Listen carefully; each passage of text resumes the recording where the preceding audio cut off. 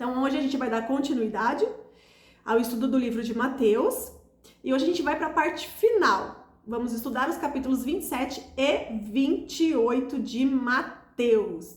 Bora lá! Então, no capítulo 27 é dividido em 7 partes. Judas se enforca, julgamento de Jesus diante de Pilatos, soldados zombam de Jesus, crucificação, morte de Jesus, que tem a ver com a letra do louvor que eu enviei hoje no grupo, que a gente vai falar sobre isso, sepultamento de Jesus e os guardas no túmulo. Então vamos lembrar que no capítulo anterior, que foi o 26, Jesus ele já havia sido levado pelos soldados. E na parte final do capítulo 26 é onde Pedro nega Jesus, certo? Agora a gente já vai entrar no 27. Versículo 1. De manhã cedo, os principais sacerdotes e líderes do povo se reuniram outra vez para planejar uma maneira de levar Jesus à morte. Então, o amarraram, o levaram e o entregaram a Pilatos, o governador romano. Quando Judas, que o havia traído, viu que Jesus tinha sido condenado à morte, encheu-se de remorso e devolveu as 30 moedas de prata aos principais sacerdotes e líderes do povo, dizendo: pequei, pois traí um homem inocente. Que nos importa, retrucaram eles. Isso é problema seu. Então Judas jogou as moedas de prata no templo e saiu, se enforcou. Então Judas se matou. Aquele discípulo que traiu Jesus, que vendeu ele, entregou ele por essas moedas de prata, ele se matou porque ele sentiu remorso. Ele foi lá até essas pessoas que tinham pago ele, essas pessoas disseram para ele: problema seu que você tá com remorso. Né? O que você fez é responsabilidade sua, se vira. Ele foi lá, jogou aquelas moedas lá no templo, foi embora e se enforcou. Ele se matou. Então vamos lá. Aqui está escrito que Judas sentiu remorso. E esse remorso levou Judas à morte. A gente precisa entender que remorso não é arrependimento. Remorso, ele se limita a um sentimento de pesar, a uma culpa temporária pelo que fizemos de errado. Mas essa culpa, ela não acompanha uma ação, uma transformação. É aquele remorso, quando você faz alguma coisa errada, ele aparece aí na sua mente, você se sente mal com isso, fica triste, mas logo passa. Nada muda, você não é transformado, você não aprende nada com aquilo e muito provavelmente depois você comete os mesmos erros e fica nesse ciclo de fazer o que é errado, pecar, sentir remorso, pecar, sentir remorso. Você não muda com isso, não ocorre transformação com isso. Agora já o arrependimento vai além, porque o arrependimento ele envolve uma profunda mudança no coração e na mente, acompanhada por ações que refletem essa transformação. Tem uma decisão, tem uma ação, ocorre a transformação. E aqui a gente tem um exemplo de Pedro.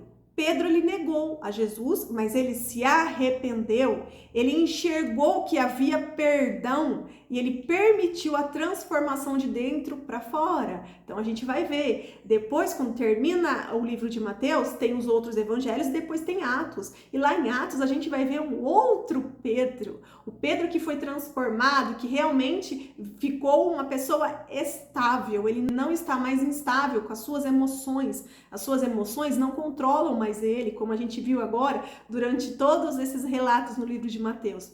E o Pedro, ele foi transformado. O Pedro, ele se lembrou que Jesus disse que ele ia ressuscitar ao terceiro dia.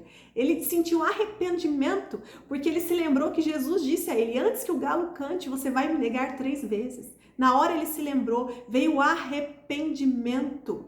E aquele arrependimento o transformou. E ele se lembrou, Jesus vai ressuscitar. Existe perdão, ele se lembrou do perdão e ele seguiu em frente e ele foi um discípulo muito útil para Jesus. Isso a gente vai ver mais para frente. Ele foi útil, ele foi um servo fiel. Diferente de Judas, né? Ele só sentiu remorso, mas não houve arrependimento.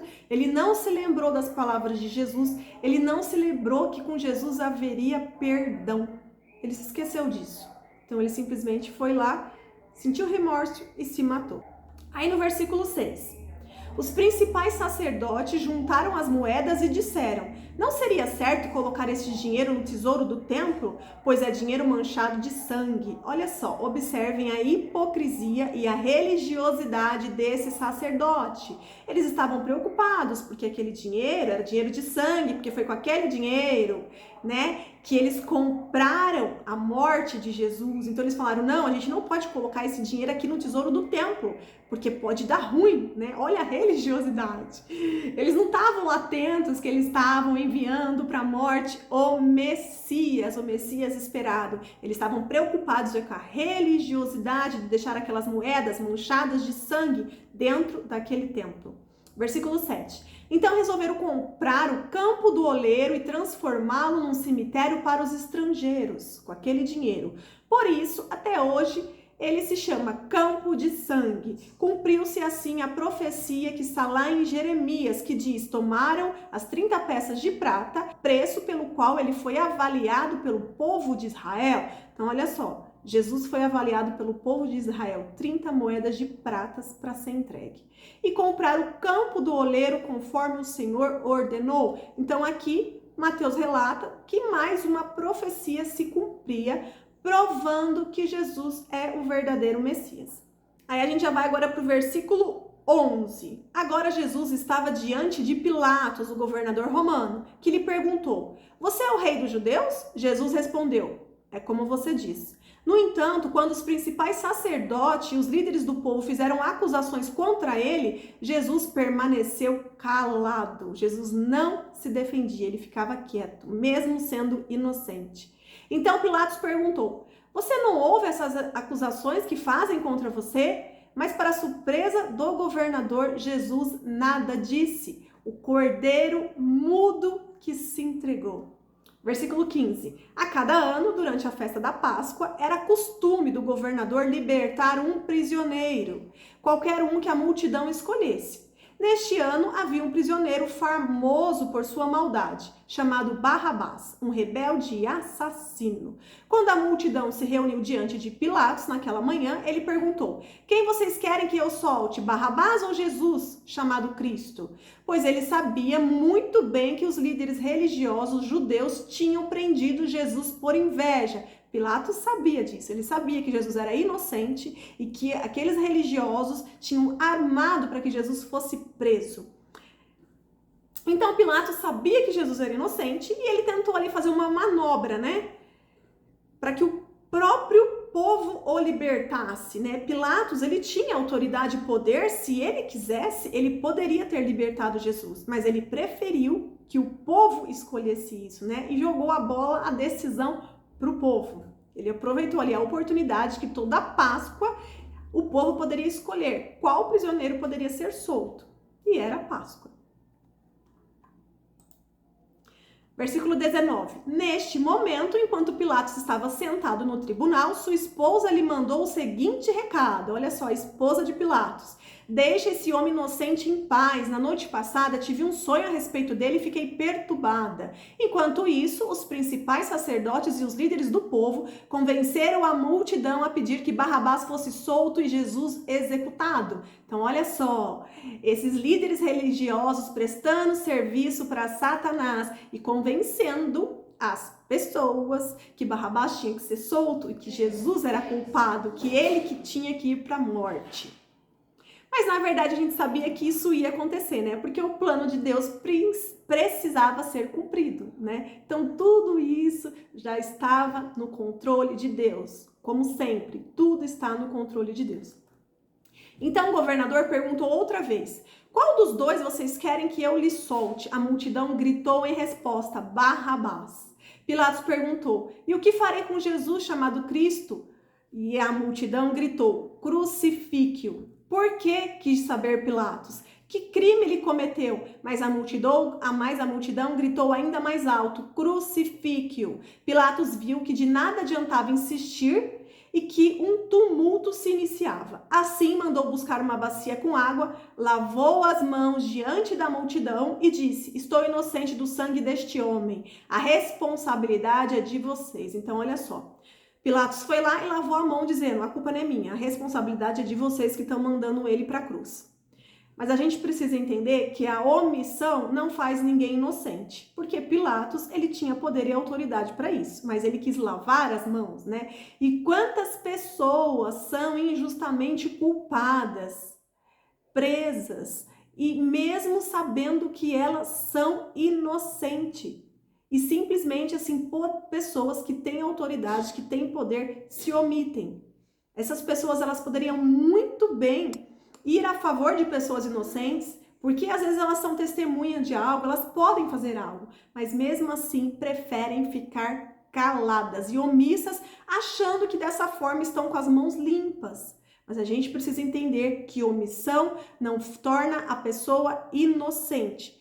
Aquela pessoa que poderia ter feito algo para ajudar uma pessoa justa e não fez, a omissão dela não tira essa carga, essa responsabilidade dela, né? A gente aprende aqui, por todo o evangelho que a gente estudou, que devemos obedecer a Deus, devemos falar a verdade, ainda mais quando é a favor de uma pessoa que está sendo injustamente culpada. E foi isso aqui que Pilatos fez, ele simplesmente lavou as mãos. Versículo 25. Todo o povo gritou em resposta: que nós e nossos descendentes sejamos responsabilizados pela morte dele. Pois isso mesmo que aconteceu, né? Então Pilatos lhe soltou Barrabás e depois de mandar açoitar Jesus, entregou-o para ser crucificado. Agora a gente vai para outra parte, onde os soldados zombam de Jesus. Então olha só, Barrabás, gente, ele representa, na verdade, a todos nós, né? Por quê? Porque ele era um rebelde, com justiça própria, né? Uma pessoa com justiça própria é o quê? É quando ela acha que o seu motivo é justo. Ele era rebelde, ele era assassino, mas as pessoas disseram, não, ele merece ser livre. Por quê? Porque ele é rebelde e assassino com razão, porque ele é revoltado com a opressão de Roma. Nós somos oprimidos por Roma, é isso que os judeus diziam. Então Barrabás, ele tem razão, né? Ele assassinou, ele é rebelde, faz coisa errada, mas tem um motivo. Isso se chama justiça própria. Então Jesus, ele morreu no lugar de Barrabás e de todos nós. Ele se entregou para que nós pudéssemos ser livres. Jesus se entregou, Barrabás foi livre. E nós também, porque todos nós somos como Barrabás. Todos nós, aqui dentro da nossa mente, nós manipulamos e estipulamos a nossa justiça própria, conforme aquilo que a gente acha que é certo e justo. Por exemplo, quando você encontra alguém na rua, e essa pessoa foi lá e assaltou uma senhora. Aí outras pessoas ao redor vê aquilo, vai lá e lincha a pessoa que assaltou. Espanca, às vezes até mata. O que a população entre nós dizemos? Tá certo, mereceu. Quem mandou ir lá assaltar a senhorinha? E isso se chama justiça própria. É onde nós determinamos que aquela pessoa merece, porque ela foi lá roubar a senhorinha, então merece ser linchado e morto. E foi exatamente isso que os judeus pensaram. Barrabás, ele fez isso porque ele tinha motivo, então ele pode ser liberado. Entende? Ou uma pessoa, ela tem que ser morta porque ela fez outra coisa ruim. Então nós decidimos por nossa justiça própria que essa pessoa pode ser morta. Olha só como a palavra de Deus nos faz raciocinar. A gente tem que entender, a palavra ela vem para confrontar mesmo, principalmente a nossa justiça. O que vale é a justiça de Deus e não a nossa. Lembra? Nós não somos juízes. E começa exatamente nessas situações. Aí no versículo 27. Alguns dos soldados do governador levaram Jesus ao quartel e chamaram todo o regimento. Tiraram as roupas de Jesus e puseram nele um manto vermelho. Teceram uma coroa de espinhos e a colocaram em sua cabeça. Em sua mão direita puseram um caniço, como se fosse um cetro. Ajoelharam-se diante dele e zombaram. Salve o rei dos judeus. Cuspiam nele, tomavam-lhe o caniço da mão e com ele batiam em sua cabeça. Quando se cansaram de zombar dele, tiraram o manto e o vestiram novamente com suas roupas, então o levaram para ser crucificado. Olha quanta humilhação. Versículo 32, já vai para a parte da crucificação. No caminho, encontraram um homem chamado Simão, de Cirene, e os soldados o obrigaram a carregar a cruz. Então saíram para um lugar chamado Gólgota, que quer dizer lugar da caveira. Os soldados lhe deram para beber vinho misturado com fel, mas quando Jesus viu que aquilo era vinho misturado com fel, recusou-se a beber. Então, olha só, Jesus, ele tinha que passar por aquele sofrimento. Assim como nós também passamos por dias ruins de sofrimento. O sofrimento é bom? Não, mas é necessário. Por quê? Porque o sofrimento nos deixa mais fortes e preparados. O sofrimento nos faz com que sejamos mais experientes, preparados. E é nas dificuldades que vamos desenvolver a perseverança. Mesmo na dificuldade, não pode desistir. A gente precisa o quê? Perseverar, continuar. E esse perseverar é o que produz o caráter aprovado, onde consequentemente fortalece o quê? A nossa esperança. E essa esperança é aquela esperança na certeza de esperar em Deus, é na certeza de que Deus vai fazer no momento certo, é na certeza de que Deus vai honrar. Gente, essa parte aqui tá lá em Romanos, capítulo 5, versículo 3 ao 5. Tem até uma música que diz, né? O sofrimento produz paciência. Porque em algumas versões não tá perseverança, tá paciência. Gente, isso é demais. E vocês viram aqui que essas pessoas tentaram entregar para Jesus vinho com fel. Por quê? Porque isso, na época, servia como anestésico. Então, eles pensaram, vamos dar um pouco disso daqui para Jesus, que daí ele vai ficar um pouco anestesiado e não vai sentir tanta dor. Mas Jesus, ele não quis. Ele sabia que ele precisava passar por aquilo, sentindo tudo e não anestesiado. Ele tinha certeza que Deus ia fazer. Ele tinha que morrer, mas ao terceiro dia ele iria ressuscitar. Aquilo tinha que acontecer. E muitas das vezes o mundo nos oferece anestésico, né? Para que a gente não precise passar por os momentos ruins, para que a gente não precise passar por os momentos de sofrimento. E aqui a gente aprende com Jesus que é necessário, porque é nesses momentos que a gente fica experiente, que a gente fica forte, que a gente aprende a perseverar, e isso nos leva a esperar em Cristo, porque Ele é a única solução. Quando não existe outros caminhos, você aprende a perseverar e esperar em Cristo. Isso é ótimo, porque é nesse momento onde o nosso caráter é aprovado. É neste momento onde a gente agrada a Deus. Pensa só, o nosso Abba, o nosso Deus lá em cima dizendo, tá passando por um momento difícil, mas tá firme, não tá desviando, muito bem. É onde Deus fica feliz com a gente. É difícil, assim, quando a gente passa por um momento, né, a gente começar a focar nisso e entender que a gente precisa perseverar, realmente é difícil. Mas olha só o que Jesus nos ensina aqui. Então, a gente precisa se comportar como Jesus e não aceitar os anestésicos da vida, né? Então, a gente não precisa utilizar drogas, né? Quantas pessoas se entregam para as drogas porque não querem sentir o sofrimento do abandono, não querem sentir o sofrimento da opressão, não querem passar por momentos difíceis, por dias ruins. Então, eles vão lá e usam droga porque ali é o anestésico deles. Ali eles vão se sentir bem, vão esquecer as coisas ruins da vida, né? A gente não precisa encher a cara de bebida alcoólica como aqueles ofereceram para Jesus, o vinho com o fel, que esses dois misturados servia como anestésico. Então ninguém precisa encher a cara, se entregar para as bebidas, para poder ser feliz, para poder superar os momentos difíceis e de sofrimento. Não é para encher a cara, gente. Ninguém precisa estourar o cartão de crédito para ter sensações boas ao você estar ali comprando algo, né? Para você liberar a serotonina. Tem muita gente que não usa drogas nem bebidas, mas que pega o cartão de crédito, vai no shopping e estoura o cartão de crédito, porque aquele momento é um momento prazeroso onde a pessoa esquece o sofrimento e os dias ruins. Então, Jesus aqui nos ensina que a gente precisa aprender a passar por esses dias e precisa perseverar e esperar em Deus. Então, se você está sendo obediente a Deus, está no caminho certo e passando por dificuldade, persevere, espera. Deus vai fazer, Deus vai honrar.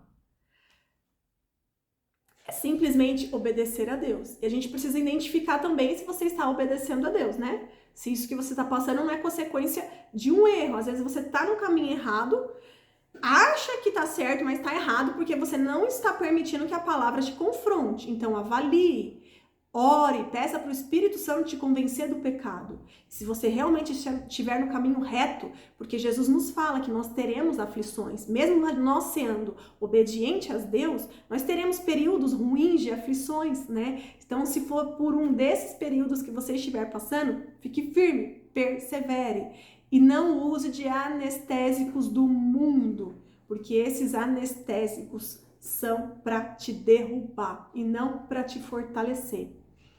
Aquilo que não mata, fortalece. Então vamos lá, versículo 35. Depois de pregá-lo na cruz, os soldados tiraram sortes para dividir suas roupas. Então sentaram-se em redor e montaram guarda. Acima de sua cabeça estava presa uma tabuleta com a acusação feita contra ele. Este é Jesus, o rei dos judeus. Olha só a acusação contra Jesus, simplesmente porque ele era o rei dos judeus. 2 criminosos foram crucificados com ele, um à sua direita e o outro à sua esquerda. O povo passava por ali, gritava insultos e sacudia a cabeça em zombaria. Você disse que destruiria o templo e o reconstruiria em 3 dias. Pois bem, se é o Filho de Deus, salve a si mesmo e desça da cruz. Os principais sacerdotes e os mestres da lei e os líderes do povo também zombavam de Jesus. Salvou os outros, mas não pode salvar a si mesmo, diziam. Quer dizer que ele é o rei de Israel? Que desça da cruz agora mesmo e creremos nele. Ele confiou em Deus, então que Deus o salve agora, se quiser, pois ele disse, eu sou o Filho de Deus. Até os criminosos que tinham sido crucificados com ele o insultavam da mesma forma. Então vamos lá. Então aqui eles estavam zombando de Jesus. Se ele realmente é o Messias, é o Filho de Deus, então ele que faça alguma coisa, né? Ele não precisa passar por esse sofrimento. Na verdade, eles estavam enganados, porque justamente isso era o plano de Deus. Por isso que Jesus se calou, né? O cordeiro mudo se entregou, para que o plano de Deus fosse concluído. E aqui no versículo 44, fala que até os criminosos insultavam Jesus da mesma forma. Esse aqui é o relato de Mateus, né? Mas provavelmente Mateus, ele não estava ali muito perto para entender o que Jesus falava com o ladrão que estava à sua direita e à sua esquerda. Mas lá em João relata, né, a diferença de um ladrão, que ali ele reconheceu que Jesus era o único Senhor e Salvador, e Jesus disse a ele que se encontraria com ele naquele dia mesmo no paraíso, e o outro ladrão, né, que esnobou Jesus, e aquele sim foi então para a parte dos que estão perdidos após a morte, certo? Aqui em Mateus não é relatado isso, mas no Evangelho de João é relatado. Agora a gente já vai para a parte da morte de Jesus. No versículo 45, ao meio-dia, desceu sobre toda a terra uma escuridão que durou 3 horas. Gente, aqui em Mateus começa falando que é ao meio-dia. Só que lá em Marcos é relatado que às 9 horas foi que Jesus foi pregado na cruz, né? Então, às 9 horas ele foi pregado na cruz, ao meio-dia desceu sobre a terra uma escuridão que durou 3 horas.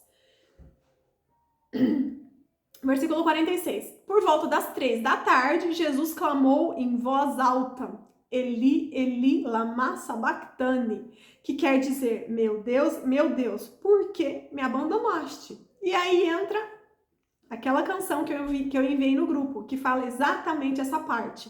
Diz, Eli, Eli, lama sabachthani, Deus meu, por que desamparaste seu filho? E eis que o véu se rasgou e a terra tremeu. Algo acontecia entre a terra e o céu. O véu se rasgou e o povo assim falou, verdadeiramente esse é o Filho de Deus. Então, olha só, Jesus, neste momento, não disse meu Abba, ele disse meu Deus, Eli, Eli, lama sabachthani, meu Deus, né? E isso aconteceu para que pudéssemos dizer Pai Nosso, porque até aquele momento, Deus era somente o Pai de Jesus. Jesus era o unigênito. E ali ele disse, meu Deus, ele não disse meu Pai. E tudo aquilo aconteceu para que Jesus passasse do Filho unigênito para o Filho primogênito. Através da obediência de Jesus, fomos adotados como filhos e fomos convidados a sentar à mesa do Pai. Não precisamos viver de migalhas. Fomos convidados, somos filhos adotados. E Jesus ali, ele pergunta, né? Por que me abandonaste? Por que me desamparaste? Por que que Jesus fala isso para Deus? Porque naquele momento, Jesus estava cheio de pecado. Ele levou sobre si todo o pecado da humanidade. E ali houve a ausência de Deus. Deus se afastou de Jesus naquele momento, porque onde tem pecado, não há presença de Deus. Então Deus se afastou de Jesus. Por isso que Jesus fala, por que me abandonaste? É justamente porque ele estava carregando o pecado da humanidade. Ele levou sobre si o pecado. E onde tem pecado, existe ausência de Deus. Deus não está presente. Versículo 47.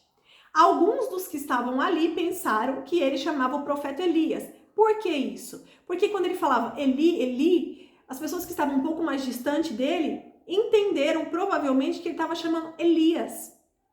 Entenderam errado a pronúncia, né? Versículo 48. Um deles correu, ensopou uma esponja com um vinagre e a ergueu num caniço. Gente, caniço é aquela lança, né? Que eles colocavam uma esponja assim na ponta e levantaram assim para que Jesus pudesse beber. Eles colocaram vinagre na esponja e levantou até os lábios de Jesus. Outros, porém, disseram, esperem, vamos ver se Elias vem salvá-los.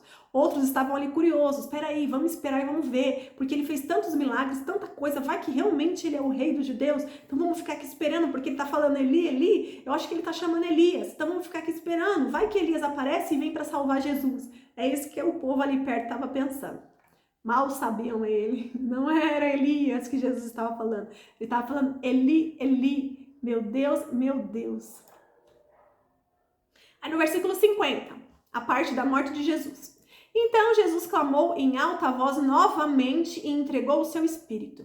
Naquele momento, a cortina do santuário do templo se rasgou em duas partes, de cima até embaixo. A terra estremeceu, rochas se partiram. Gente, essa cortina era o véu.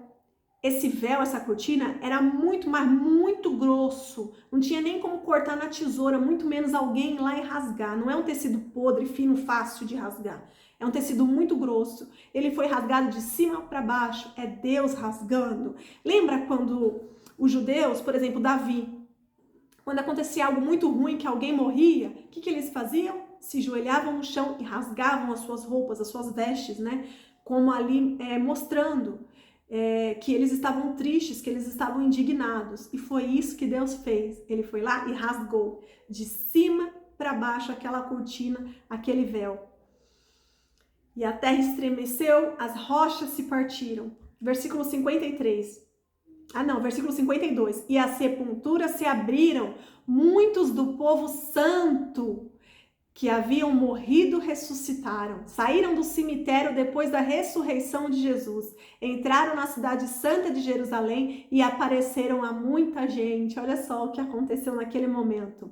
O oficial romano e os outros soldados que vigiavam Jesus ficaram aterrorizados com o terremoto e com tudo que havia acontecido e disseram: este homem era verdadeiramente o Filho de Deus. E aí a gente volta para a canção, porque é bem a parte da onde a gente acabou de ler. A canção fala: e eis que o véu se rasgou, a terra tremeu, algo acontecia entre a terra e o céu. O véu se rasgou e o povo assim falou: esse verdadeiramente é o Filho de Deus. É exatamente esse versículo 54. Versículo 55. Muitas mulheres que tinham vindo da Galileia com Jesus para servi-lo olhavam de longe. Entre elas estavam Maria Madalena, Maria, mãe de Tiago e José, e as mães dos filhos de Zebedeu. Aí a gente já vai para a parte do sepultamento. Pera aí que vai chegar as partes mais interessantes. Pera aí, deixa eu beber água. Versículo 57. Ao entardecer, José, um homem rico de Arimateia, que tinha se tornado seguidor de Jesus, foi a Pilatos e pediu o corpo de Jesus. Pilatos ordenou que lhe entregasse um corpo. José tomou o corpo e o envolveu num lençol limpo. feito de linho, e o colocou num túmulo novo de sua propriedade, escavado na rocha. Então rolou uma grande pedra na entrada do túmulo e foi embora. Maria Madalena e a outra Maria estavam ali sentados em frente ao túmulo. Então, olha só, Jesus, né, ele não tinha túmulo, não tinha comprado, né, e José de Arimateia era um homem rico. Arimateia era o lugar de onde ele era. Era um homem rico e ele era seguidor de Jesus. Então, quando ele viu que Jesus já havia morrido lá na cruz, ele foi lá e pediu para Pilatos a autorização para que ele pudesse retirar aquele corpo e sepultar lá no túmulo dele. O túmulo de antigamente era como se fosse uma caverna, né? Então, abria a porta da caverna e lá dentro ficava o corpo sobre um degrau. Um degrau, por exemplo, de cimento, né? De pedra, o corpo ficava ali. Então, foi isso que o José fez. Ele tomou o corpo, envolveu o corpo num lençol limpo, feito de linho, que era um tecido bom, caro da época, e colocou num túmulo novo. Aquele túmulo era novo, nunca havia sido usado. Escavado na rocha. Então, depois ele saiu e rolou uma pedra bem grande e pesada para poder fechar a entrada daquele túmulo e ele foi embora. E as duas Marias ali, sentadas em frente ao túmulo, observavam tudo. Aí os guardas no túmulo, versículo 62. No dia seguinte, no sábado, os principais sacerdotes e os fariseus foram a Pilatos e disseram: Senhor, lembramos que quando ainda vivia, aquele mentiroso disse: depois de 3 dias ressuscitarei. Por isso pedimos que o lacre o túmulo até o 3º dia. Isso impedirá que os seus discípulos roubem o corpo e depois digam a todos que ele ressuscitou. Porque se isso acontecer, estaremos em pior situação que antes, né? Porque eles estavam pensando, imagine um alvoroço do povo, se os discípulos vão lá, roubam o corpo e falam que ele ressuscitou. O povo ia ficar tudo alvoroçado e ia ficar pior ainda a situação do que estava antes de Jesus ser crucificado. Pilatos respondeu: levem os soldados e guardem o túmulo como acharem melhor. Por quê? Porque Pilatos não queria desordem e bagunça naquela cidade. Ele queria era paz e calmaria. Então ele falou, então ok, então eu vou mandar os meus soldados para lá e eles vão ficar lá tomando conta até depois que passe o 3º dia. Assim não haverá confusão. E então eles foram até lá para poder fazer isso. Para poder guardar e proteger o túmulo. Aí agora a gente já vai para o capítulo 28. A ressurreição. Então, depois do sábado, no 1º dia da semana, que é o domingo, bem cedo, Maria Madalena e a outra Maria foram visitar o túmulo. De repente, houve um grande terremoto, pois o anjo do Senhor desceu do céu. Rolou a pedra e sentou-se sobre ela. Gente, aquela pedra era muito pesada. Uma pessoa sozinha não conseguiria fazer aquilo. Um anjo desceu do céu, rolou a pedra e sentou-se sobre ela. Seu rosto brilhava como um relâmpago e suas roupas eram brancas como a neve. Quando os guardas que estavam ali fazendo a escolta daquele lugar viram um anjo, eles tremeram de medo e caíram desmaiados como mortos. Então o anjo falou com as mulheres: não tenham medo, disse ele. Sei que vocês procuram Jesus, que foi crucificado. Ele não está aqui. Ressuscitou como tinha dito que aconteceria. Venham, vejam onde seu corpo estava. Agora vão, então o anjo falou, entre aqui e vejam que o corpo dele não está mais aqui. Então elas entraram, viram que não estava mais na sepultura. E aí o anjo falou, agora vão depressa e conte aos discípulos que ele ressuscitou e que vai adiante de vocês para Galileia. Lá vocês o verão. Lembre-se do que ele lhes disse. As mulheres saíram apressadas do túmulo e assustadas, mas cheias de alegria. Imagina a alegria delas, né? Correram para transmitir aos discípulos a mensagem do anjo. No caminho, Jesus as encontrou e as cumprimentou. Olha só, elas correndo para poder avisar os discípulos e no caminho, Jesus as encontrou e as cumprimentou. Elas correram para ele, abraçaram seus pés e os adoraram. Então Jesus lhes disse, não tenham medo, vão e digam aos meus irmãos que se dirijam a Galileia. Lá eles me verão. Aqui a gente já começa a observar que Maria, que foi a mãe de Jesus, do Jesus humano, terreno, né, que passou de carne e osso, estava junto com Maria Madalena. Mas em nenhum momento aqui ela é relatada como mãe, porque aqui Jesus já não é mais o filho de Maria. Ele foi entregue. Aqui é o Deus Filho. ele foi entregue e ressuscitou. Agora ele é o Deus Filho. Ele não é mais o filho de Maria. Observem os detalhes que as escrituras nos mostram. Olha só. Lá em Colossenses, capítulo 2, versículo 14, diz que Jesus venceu a morte. Ele venceu a morte, ele morreu e ao terceiro dia ele ressuscitou. Então, ele venceu a morte. E em Hebreus, no capítulo 11, do 39 ao 40, diz que ressuscitar é vencer a morte. Então, ele venceu, ele ressuscitou. Lá em Lucas 24, vamos ficar atento a isso. Lá em Lucas 24, relata que os discípulos tocaram no corpo de Jesus. Aqui em Mateus não descreve isso. Então, Jesus não era um espírito, um fantasma que passou pelas mulheres, né? Ó, não fiquem com medo, tal. Não. Ele tinha um corpo. Ele estava com um corpo glorificado. Ele tinha um corpo. Os discípulos foram e tocaram. Ele não era somente um espírito, um fantasma. E dos versículos agora, ainda de Mateus, dos versículos 11 ao 15, registra o relato dos guardas, que eles foram subordinados para mentir que o corpo havia sido roubado, porque anteriormente relata que eles desmaiaram, né? Caíram como mortos, mas eles só desmaiaram. Depois eles levantaram, eles acordaram e aí eles falaram tudo que viu, que um anjo foi lá, que ele brilhava, era branco como a neve, e que ele que rolou a pedra e tudo mais. E aí, esses guardas, eles foram subordinados para mentir, porque se esses guardas relatassem o que tinha acontecido, vocês imaginam o alvoroço que ia virar aquela cidade. Então, eles foram subordinados para mentir. Então, eles não disseram a verdade para as pessoas. Aí depois, no versículo 16, diz: então, os 11 discípulos partiram para a Galileia e foram para um monte que Jesus havia indicado, né? Jesus falou para elas, ó, é lá para Galileia. Então, eles foram lá onde Jesus havia indicado. Quando viram, o adoraram, alguns deles, porém, duvidaram. Jesus se aproximou deles e disse: toda a autoridade no céu e na terra me foi dada. Portanto, vão e façam discípulos a todas as nações, batizando-os em nome do Pai, do Filho e do Espírito Santo. Versículo 20. Ensinem esses novos discípulos a obedecerem a todas as ordens que eu lhes dei. E lembre-se disso, eu estou sempre com vocês até o fim dos tempos. Aqui já diz que o quê? Que haverá um fim, certo? Então, olha só. Aqui Jesus diz que é para ensinar os novos discípulos a obedecerem todas as ordens. Então, é para ir e fazer discípulos, certo? É o id.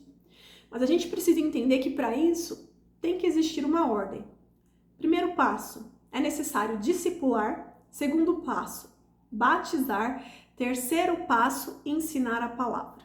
E isso funciona. Eu digo porque isso aconteceu comigo. Olha só.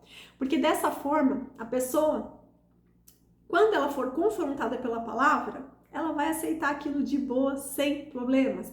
Porque ela vai se sentir amada e cuidada pela igreja e principalmente por Deus. Por isso que é importante esses 3 passos. Primeiro, a pessoa ela é discipulada, ela ouve falar de Jesus, ela tem interesse. Ela começa a ter exemplos de pessoas que são obedientes a Deus. Ela começa a sentir as maravilhas de Deus, a observar, sentir a presença. Depois ela decide, ela vai para o batismo. E aí depois ela mergulha na Bíblia, na palavra de Deus. Olha só, eu posso dizer por mim, por quê? Porque eu sou uma pessoa que eu nunca aceitei que pessoas do mundo viessem me confrontar. Mesmo quando eu fazia algo errado, eu não aceitava que pessoas viessem me corrigir, pessoas do mundo. Por quê? Porque havia em mim muita justiça própria. Porque eu era uma pessoa que observava muito o que as pessoas faziam de errado, então eu ficava pensando assim, como que essa pessoa que tem a vida toda errada, faz tudo errado, quer vir aqui me dizer que eu tô fazendo errado e que eu tenho que fazer a coisa certa, sendo que ela não faz para me dar o exemplo. Isso se chama justiça própria. E eu era cheia de justiça própria. A justiça própria é quando você determina o que tem que ser feito de acordo com seus parâmetros. Porque você se acha uma pessoa boa, você se acha uma pessoa correta, que faz tudo certinho. Então você acha que você pode determinar o que é justo. E eu era exatamente assim, eu pensava, eu não roubo, eu não falo palavrão, porque eu nunca fui de falar palavrão por causa da educação da minha mãe. Eu era uma pessoa trabalhadora, esforçada, estudiosa, então eu pensava, eu sou uma pessoa boa e correta. Então como que uma outra pessoa, que às vezes é toda errada, vem querer dizer que algo que eu estou fazendo é errado? Eu não aceitava, eu não admitia, eu era cheia de justiça própria. Mas quando eu conheci a palavra de Deus, quando eu fui adotada como filha, eu comecei a entender que eu tenho um pai que me ama, eu tenho um pai que cuida de mim. Eu percebi que a sua palavra, que a palavra de Deus, ela me confronta com amor. Porque o meu pai, ele é bom e ele quer o melhor para mim. Então, essa ordem para mim funcionou super bem, porque eu não aceitava que as pessoas do mundo me confrontassem. Mas quando me apresentaram a um Deus que me ama, que me adota como filha, quando me apresentaram Jesus, que foi obediente a Deus, quando eu fui apresentada aos ensinamentos de Jesus, é como se a minha visão se abrisse. As escamas caíram e eu comecei a entender. Eu entendi que a palavra de Deus, ela vem justamente para nos confrontar, para que a gente possa se tornar uma pessoa obediente a Deus, porque é ali que tem os ensinamentos, é o nosso manual do fabricante. Eu entendi perfeitamente isso. Eu fui criada por Deus e Deus que nos criou, então ele fez o seu manual do fabricante. E era justamente ali que eu encontrava o que era certo e o que era errado. E Deus me adotou como filha através do sacrifício de Jesus naquela cruz. E eu sei que Deus quer o meu bem, porque ele é um pai bom. Deus é bom o tempo todo. É a vontade dele que é boa e perfeita e agradável para minha vida. Então eu, que era cheia de justiça própria, que não aceitava a repreensão das pessoas do mundo, fui moldada pelo Espírito Santo. Começou a ocorrer a transformação de dentro para fora. Deus foi transformando as sementes, as palavras de Deus foram entrando na minha mente, no meu coração. E hoje, facilmente, eu aceito ser confrontada pela palavra de Deus. Hoje mesmo, quando eu estava montando esse estudo, eu fui absolutamente confrontada naquela parte que fala que você tem que perseverar no sofrimento, nos dias ruins, porque muitas das vezes eu quero lutar contra esses dias. Eu acho que eu não mereço, Senhor. Eu falo, Senhor, mas eu não mereço isso, Senhor. O Senhor está sendo injusto comigo. Aí vai lá eu montar o estudo da palavra de Deus e eu relembro dessa passagem de Jesus e me vem à mente justamente lá Romanos 5 que fala sobre isso, que o sofrimento nos traz paciência, perseverança e que é nessa fase que o nosso caráter é aprovado, aí que a gente tem que aprender a esperar em Deus, porque o esperar de Deus é a certeza de que Ele vai fazer, de que Ele vai honrar no momento certo, do jeito certo. Então hoje, facilmente eu aceito ser confrontada pela palavra. Por quê? Porque eu passei exatamente por esses 3 passos. Eu fui discipulada, eu comecei a observar o que era igreja, o que as pessoas faziam, sobre o que elas falavam, aceitei a ir na igreja. Depois, quando eu entendi um pouquinho, eu aceitei ser batizada. Eu não entendia completamente sobre o que era, mas eu falei, Senhor, eis-me aqui. Eu creio em Ti e observava que as pessoas ali, elas eram coerentes e obedientes a Deus. Eu falei, não, eu quero isso. Aceitei ser batizado e depois eu mergulhei na palavra de Deus, que daí que é a fase mais profunda, onde vai acontecer na metanoia, transformação de mente, né? E é por isso que a gente precisa vigiar em relação à justiça própria, porque foi exatamente isso que aconteceu e fez com que o povo escolhesse Barrabás para ser solto, né? Porque o povo pensou justamente na justiça própria. Eles determinaram, já que Barrabás é rebelde, assassino, mas por um motivo justo, então ele merece ser solto. Né? Isso é justiça própria. Barrabás, ele fazia as coisas erradas porque ele determinava dentro dele que aquilo era justo e certo. Porque era por um bem maior. É porque Roma oprimia eles e ele não aceitava aquilo, então ele se achava no direito de ir e fazer justiça com as próprias mãos, se rebelando e assassinando as pessoas. Isso é correto? Não, isso não é correto. E a gente tem que todos os dias orar e pedir para Deus, Deus, me limpa de dentro para fora. Todos os dias eu falo pro Senhor do céu, lava meu coração, Senhor. Tem até uma musiquinha dos 3 palavrinhas que fala, né? Lava minha mãozinha, mas Jesus vai me deixar limpinho, vai lavar meu coração. Porque é justamente isso, a gente tem que pedir todos os dias que Jesus lave o nosso coração.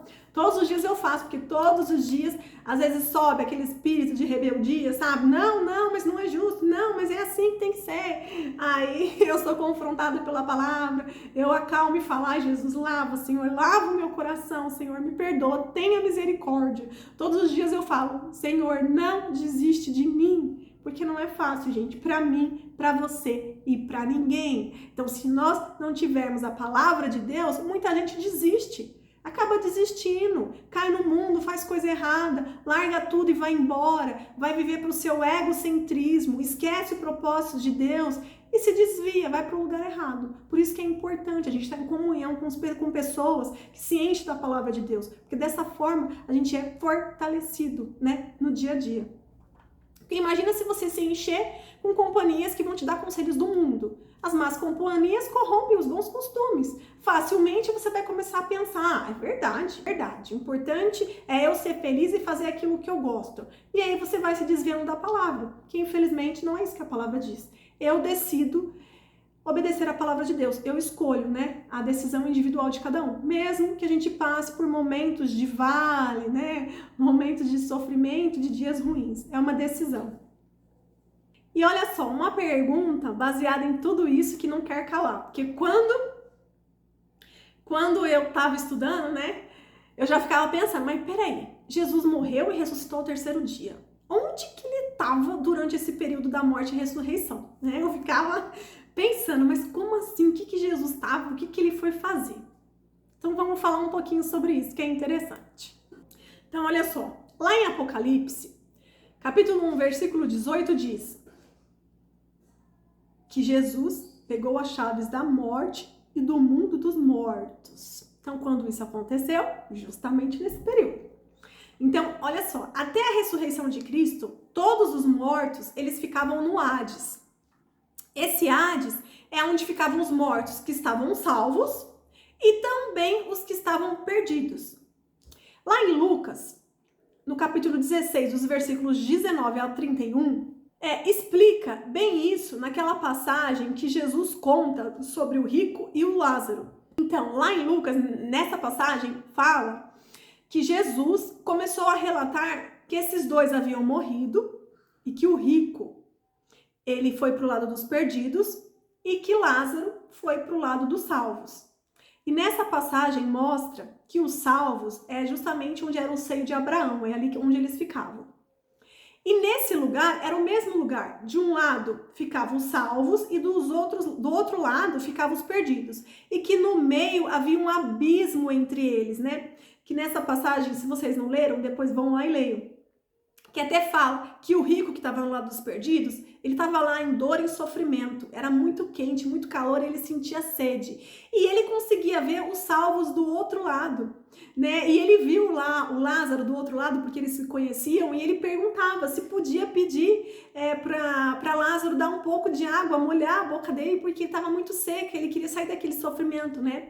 Mas ali foi dito para eles que não podia, que onde ele estava, ele tinha que ficar, que ninguém podia sair do lugar. Né? Os salvos iam ficar no lugar dos salvos, no meio havia o abismo e os perdidos estavam no lugar dos perdidos. Esse local era temporário, era o Hades. Por quê? Porque o paraíso foi inaugurado após a ressurreição de Jesus. Depois que Jesus ressuscitou, lembra lá na cruz que Jesus disse para um dos ladrões da cruz que naquele mesmo dia ele entraria no paraíso, porque depois da morte de Jesus, o paraíso foi inaugurado. Entende? Então foi justamente isso que Jesus fez durante esse período, entre a sua morte e a ressurreição.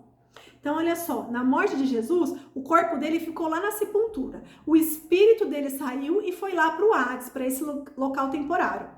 Em alguns lugares está escrito Hades e Sheol, é o mesmo lugar. Esse local temporário. Porque o Geena, gente, que é o inferno, vai ser lá no Lago de Fogo que a gente vai estudar e vai entender em Apocalipse. A gente vai estudar sobre essa parte. Então, antes da morte e ressurreição de Cristo, todos os mortos, tanto os perdidos como os salvos, ficavam nesse local temporário. O Sheol e o Hades é o mesmo lugar. Só que eles não ficavam juntos. Os salvos ficavam no lugar bom e os perdidos no lugar ruim, onde havia sofrimento, dor. E no meio deles tinha um abismo. Isso a gente estuda lá em Lucas, que o próprio Jesus que relatou sobre isso. E depois da morte e ressurreição, que o paraíso foi inaugurado. Aí que Jesus fez? Ele foi lá durante esse período no Hades, tomou a chave da morte e levou os salvos para o paraíso. Ele foi lá e pegou todos aqueles que estavam lá no seio de Abraão, retirou todos os que estavam salvos e foi para o paraíso. Ele inaugurou. E os perdidos continuaram lá, ok? Aí lá em 1 Pedro, capítulo 3, versículo 19, diz que Jesus, nesse período, foi pregar aos espíritos em prisão, porque ele foi lá no Hades, no Sheol. E no versículo 21, começa a falar sobre a água que simboliza o batismo, que é a água que nos salva. Diz que Jesus é a arca que nos livra da condenação eterna. Por quê? Porque nessa parte lá de 1 Pedro, no capítulo 3, começa a falar daquela parte de Noé, que Noé veio e começou a proclamar a palavra, dizendo às pessoas, se arrependam, façam o que é certo, porque o juízo de Deus está chegando. E as pessoas zombavam dele. Então ele, que era correto aos olhos de Deus, construiu a arca, né? Toda a galera lá zombando dele. E depois, realmente, de fato, o juízo de Deus chegou e aquelas águas mataram as pessoas. E só ele e sua família que estavam dentro da arca que foram salvos. E justamente nessa parte de 1 Pedro fala que Jesus é a nossa arca, porque foi ele que nos livrou da condenação eterna. E a água agora não veio mais para matar, não é o juízo de Deus. A água agora é usada para o batismo. É onde as pessoas decidem se batizar, onde elas decidem escolher Jesus como seu único Senhor e Salvador. E agora essa água, ela batisma, porque através de Jesus existe perdão. Através de Jesus existe salvação. É só você se arrepender dos pecados, é você aceitar Jesus, é você se mergulhar na palavra e fazer o que é reto aos olhos do Senhor. É ser obediente a Deus, é passar a ser templo do Espírito Santo de Deus. Então, com o triunfo de Jesus, aquela água que antes era o juízo de Deus, ela passou a ser um símbolo de batismo, né? Agora é a água que salva. E a partir da ressurreição de Cristo, quando um salvo morre, agora ele vai para o paraíso, porque o paraíso já está inaugurado, certo? E Jesus nesse período foi lá e resgatou os salvos daquele local temporário e levou para o paraíso. Ah, e presta atenção também, gente, outra coisa importante. Tem um trecho na Bíblia que fala que os mortos ressuscitarão. Por quê? Porque presta atenção.